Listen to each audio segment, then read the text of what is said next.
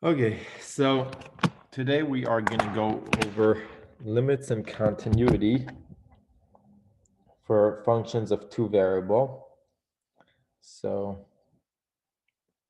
just a quick review about what functions of two variables are. I hope you guys watched the video I sent, but this is x, this is y, and this is z. We can take f of x, y, equal to z. And you would have some surface where every point in the xy plane will give you some point on the surface in the z coordinate. Okay, so now we would like to be able to talk about limits. And first, I'm going to introduce the definition of the limit. So has anyone here seen the epsilon delta definition for limits?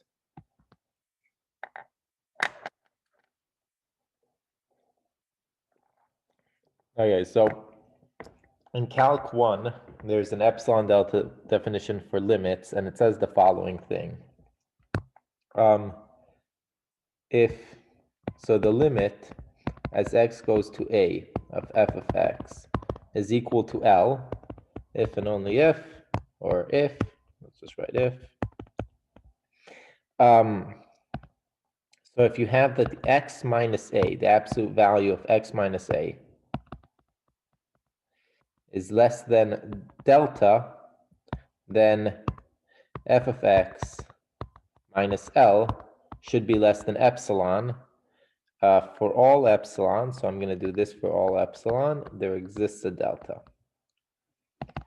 So what this is saying is, let's look at a picture.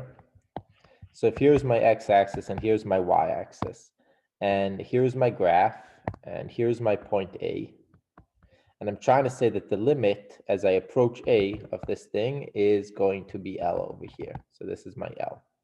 So how can I say this? So you can say that it should be the case that for every epsilon, for any epsilon that I give you, I can ask to be epsilon away from L. So that would be, let's say, here. So this is my epsilon, and now I'm epsilon away from L.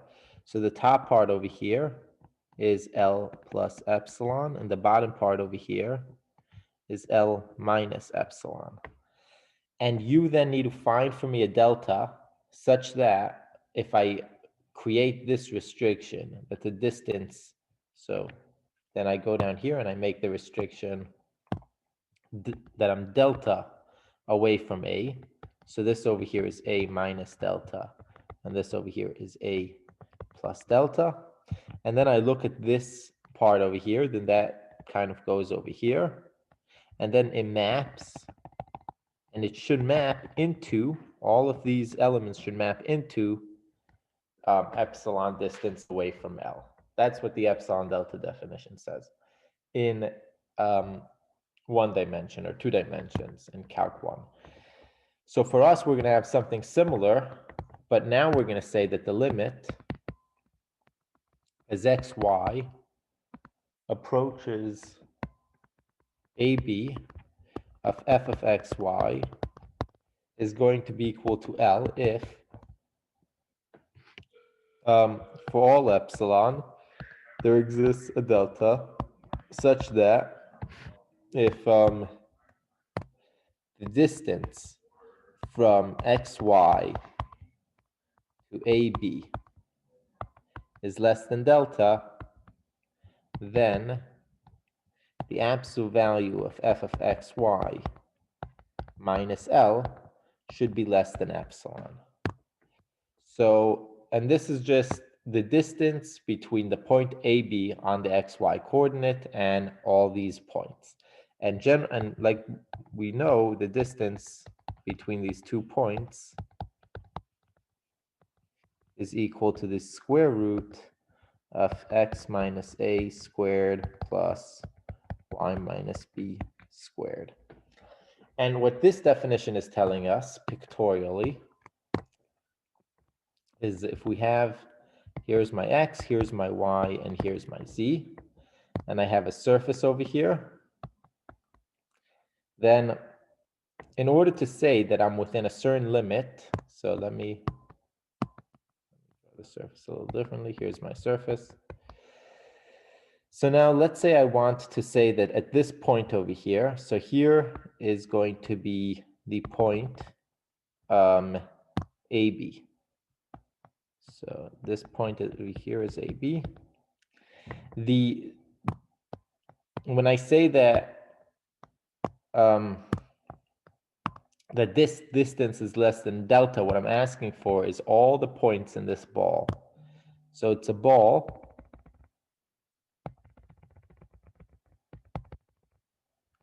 delta with the radius delta. And now you look at the image of the ball, so you can imagine that it comes up here to the surface. And then you see what it looks in the z direction. So you can think about that ending up being here. So it ends up being here. And this is our L right in the middle. And this would be up here L plus epsilon, and this would be L minus epsilon. And I want to give you an epsilon, and then you have to find a delta such that if you restrict to this ball of delta, all those elements land within L plus epsilon and L minus epsilon. Any questions about this? I would say that on a test, you guys would not have to really use the epsilon delta definition unless it's a very easy case. You're going to have to maybe show certain limits, but there would be tricks to do those that I'll show you. Or you would have to show that a limit doesn't exist, and that's a different thing. But using the epsilon delta definition to show that a limit exists, I'm not 100% sure. I don't think it's going to appear on a test. But are there any questions conceptually about this? Okay, so let's do an example. So let's show that the limit as xy goes to ab of the function x, so now if our f of xy is equal to x, this is equal to a, using the epsilon delta definition. So again, we want to show that if the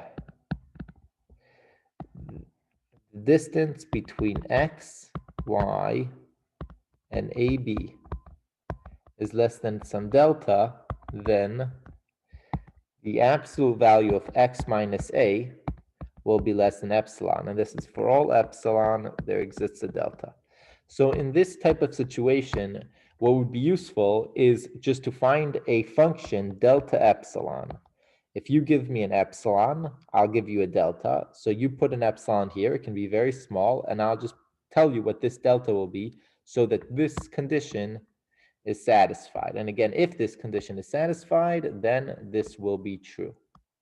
So what would be a good delta over here, given any epsilon? And the answer would just be, you can take delta to be epsilon. So any epsilon you give me, I can give you that delta to be equal to epsilon, and then this condition will be true. So the question was, why is that? So let's look at what this would mean. So that would mean that the square root of x minus a squared plus y minus b squared is less than delta, which is equal to epsilon. So that tells us that x minus a squared plus y minus b squared is going to be less than epsilon squared, which tells us, so then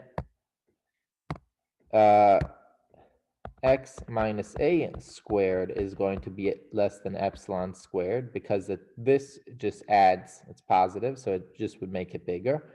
We can take the square root of both sides, so we get the absolute value of x minus a is less than epsilon, which is what we want. So by taking delta equal to epsilon, I satisfy this condition. And so this will be the correct limit. Are there any questions about that?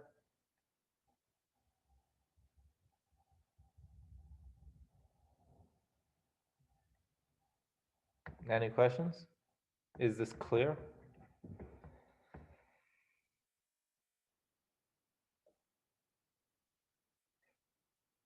Hello? Yeah, it's good. Thanks. So, with regard to limits in 2 dimensions, we're going to have all the rules that we had in 1 dimension. So you can put the limit into the addition, you can take out the constant, you can put it into the product. And if you have a quotient and the limit of the bottom part of the quotient is not 0, you can put it on both sides of the quotient. Okay, so now continuing with continuity, we can say that the function f of x y is continuous at the point a, b if the limit as we approach the point is equal to just plugging that point in. So very similar to Calc 1. Okay, so they want us in this situation show that this limit is continuous. First show that the function is continuous, then evaluate the limit. So in order to see that this function is continuous, we need to just look and see that the top part is defined and continuous everywhere. The bottom part is going to be positive, so we're never dividing by 0, and the bottom part is also continuous, which means that this function is always continuous, which means that the limit as xy goes to 1, 2 of f of xy, we'll just be plugging in 1, 2 everywhere we see that. So it's going to be 3 times 1 plus 2 over 1 plus 4 plus 1, which will give us 5 over 6. Okay. Now they show us that using the product rule in some situations, it makes it easier to take the limit. So they ask us to find the limit as xy goes to 3 to 0 of x cubed sine y over y. So limit as x comma y goes to 3, 0 of x cubed sine y over y, x cubed sine y over y. So we can put this in to each one of these individually because this actually can be thought of as a product of just a function in terms of x and a function in terms of y. So it's going to be equal to the limit as xy goes to 3, 0 of x cubed times the limit as xy goes to 3, 0 of sine y over y, which is equal, so this is just a function in terms of x, so we can just write it as the limit as x goes to 3, x cubed, and the limit as y goes to 0 of sine y over y.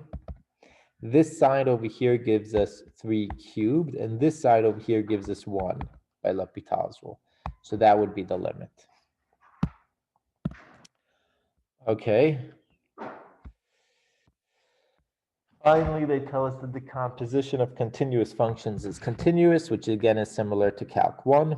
And now they try to show us how to show that a limit does not exist, which is important, and you should know how to show that limits don't exist in 2 dimensions or 3. So hey, real quick, I got yeah. a question. Yeah. How does the limit as y approaches 0 of sine y over y go to 1? So lim as y approaches 0 of sine of y over y is equal to the lim as y approaches 0 of cosine of y over 1 by L'Hopital's rule, and that's equal to 1. So you took the derivative, basically? Yeah, of the Okay. top and bottom. Yeah. So now we have the limit as xy goes to 0, 0. So limit as xy goes to 0, 0 of x squared over x squared plus y squared. So x squared over x squared plus y squared. So first we need to see pictorially what it means for a limit to not exist. So if here is our surface, we can imagine that there's one part over here and then another part is just lower and it's over here, which means that if I approach on a path over here, if I approach a point, let's say I'm approaching this point, so this is the point AB. If I approach on the lower point, then on the surface I'm approaching up here, and I will get some number. But if I approach from this direction, same point, I'll be approaching on the surface, well, basically the same thing, and I would get a different number. So that's why a limit wouldn't exist. So when we're trying to show that the limit doesn't exist, we have to just find paths that we can approach the point 0, 0 and get different numbers. So let me erase this. So in this example, let's first try. So here's my x, and here's my y, and then there's this surface on top. And let's first try to approach 0, 0 by going along the x direction. So if we're going along the x direction, we'll have y is equal to 0, and x is approaching 0. So this limit as will be xy, sorry, x0, because y is going to be 0 right now, going to 0, 0 of this thing, which would be x squared over only x squared, because the y is 0, and this thing will just be 1. So that's if y is 0. We can also, though, approach along the y coordinate. And in that case, x is going to be 0. So now we have x is equal to 0. So now we'd have the limit as 0, y goes to 0, 0 of this thing, which is going to be x is 0. So on top of 0, so we have 0 over y squared, which is equal to 0. So you see, approaching from two different directions is giving us two different answers. And so the limit doesn't exist. We can also try to approach from the line. So you can try to approach from this line over here. And that would be the line y is equal to x. So here we have x is equal to y. And then we would have the limit as x go to 0, 0 of x squared over x squared plus x squared, which is going to give us 1/2. So once again, different number, and so the limit won't exist. In general, if we go along the line y is equal to mx, then what we would end up getting is, so here is y is equal to mx, limit as x mx go to 0, 0, and then over here we'd have x squared over x squared plus m squared x squared, which would give us x squared over 1 plus m x squared, which would give us 1 over, oh sorry, m squared, to give us 1 plus m squared. And that's what we would get for the limit if we approach on this, and these are lines with those type of slopes. So are there any questions about how this is done?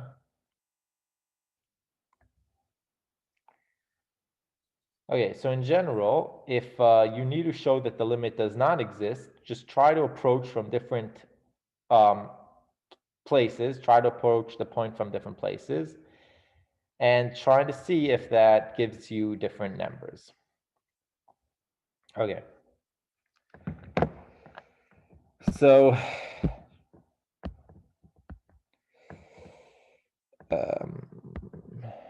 yeah. So now they want to tell you one way to be able to find that limits exist, and that's by using polar coordinates. And it's really the best way to show that a limit does exist in 3 dimensions without having to use the epsilon delta definition that I already mentioned, which is a little complicated, it's a little hard. So if you're being asked to show that a limit exists, always try to use polar coordinates, or try to see if you can use polar coordinates first. And we'll see why that is right now. So they tell us that now my f of x, y is x, y squared plus y squared. So x, y squared over x squared plus y squared. And notice they just added a y squared over here. Well, sorry, they just added an x. You can think of this y squared as x squared, but if you try to approach 0, 0, so they're asking us to find the limit x, y going to 0, 0 of this thing. So you can try to approach 0, 0 from different directions, and you will always get that the limit or the approach gets you closer to 0. And so you might then think, oh, okay, the limit is 0. How can I prove this? And one way to do it is by taking x is equal to r cosine of theta, y is equal to r sine of theta. And you can notice that this might work because there's an x squared, y squared on the bottom.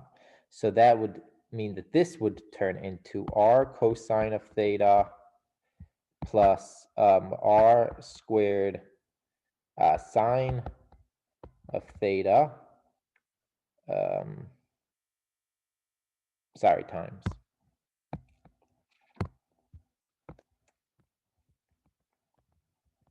All of this over r squared, which is going to be equal r cubed cosine of theta sine of theta over r squared, which is going to be equal to r cosine of theta sine of theta. Now, if you take the magnitude of this thing,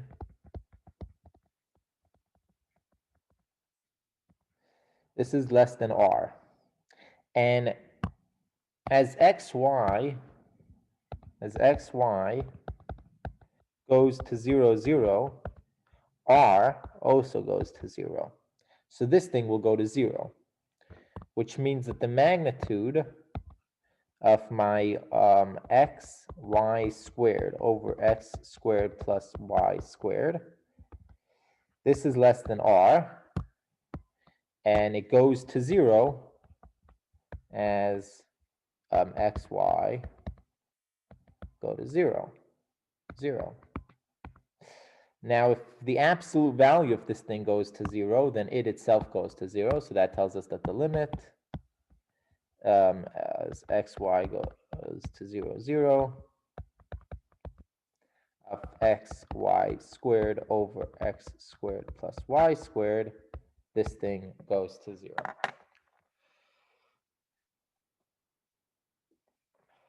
Okay, any questions about this?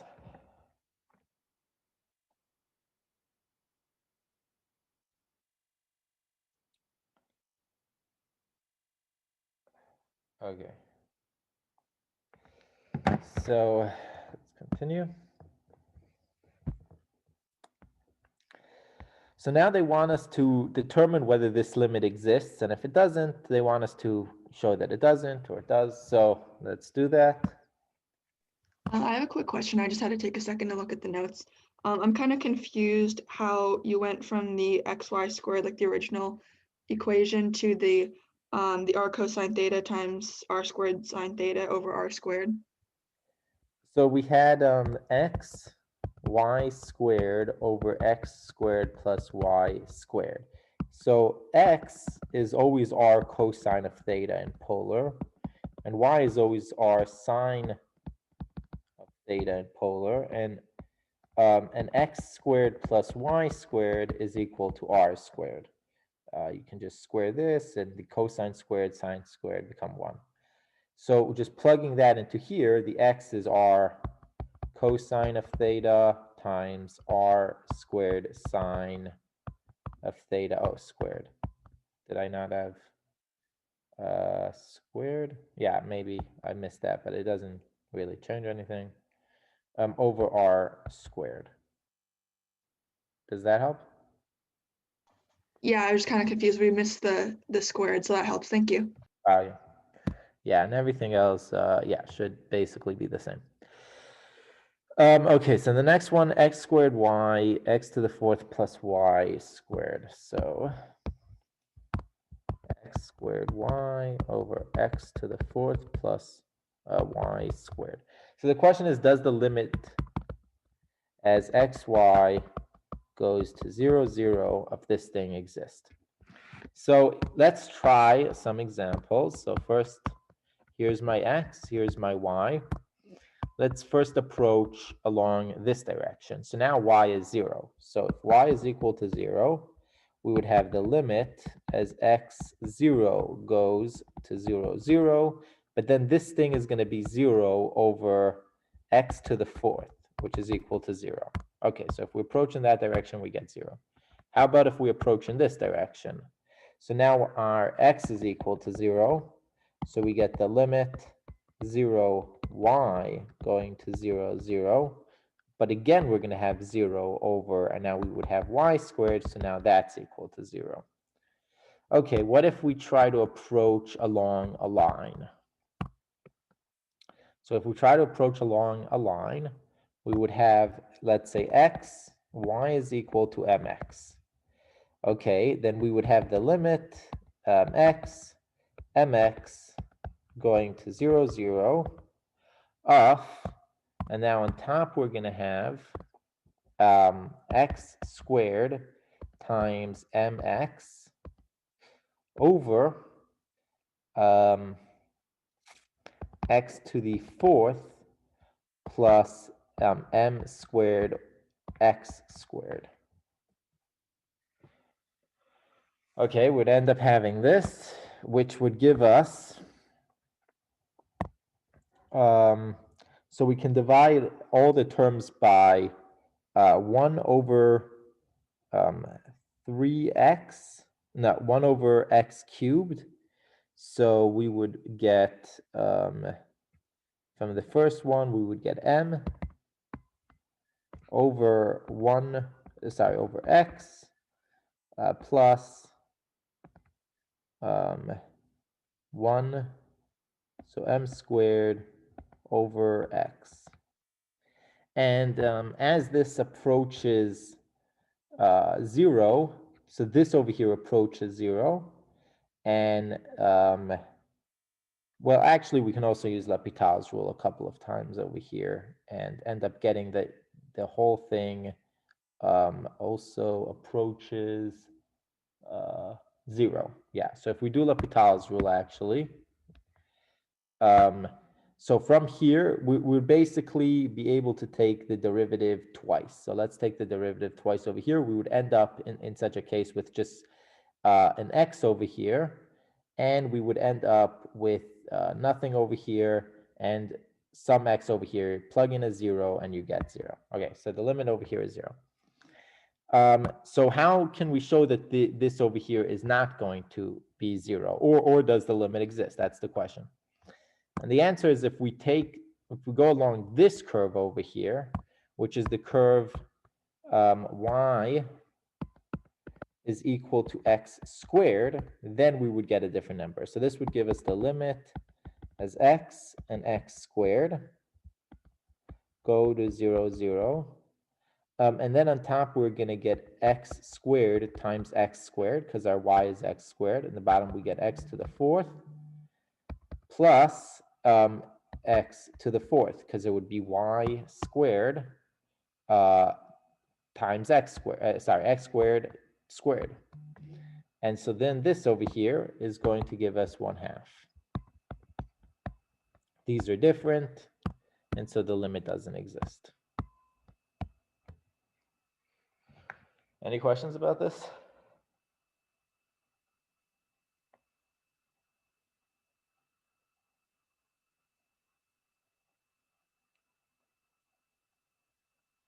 Okay, so let's continue. Oh,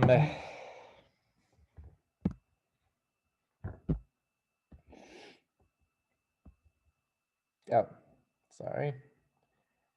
This is the end of the section.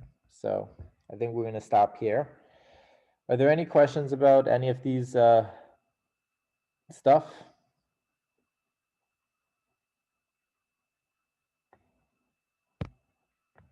No? Did you get 1/2 from doing L'Hopital's? For the other thing, yeah, one sec.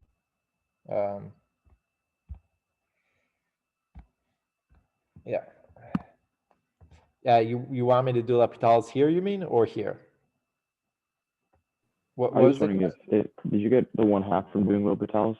Oh, no, you get the 1/2 from doing x to the 4th over 2x to the 4th down here, and then you just get 1/2.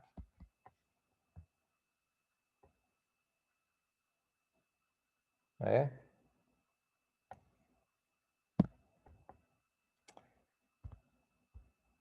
Any other questions? Okay, then I think we'll stop here. Have a nice day.